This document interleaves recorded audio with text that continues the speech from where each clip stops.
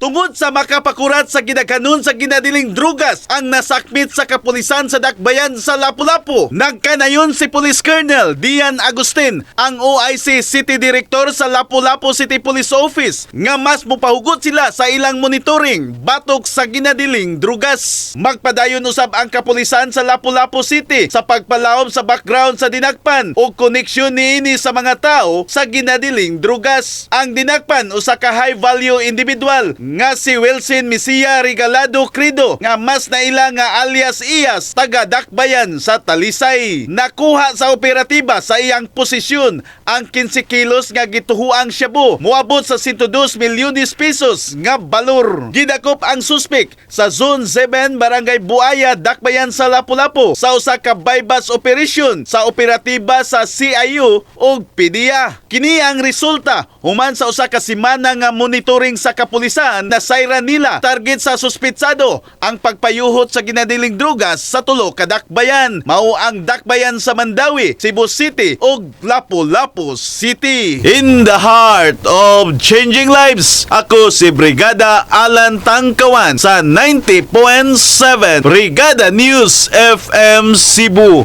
the Music and News Authority.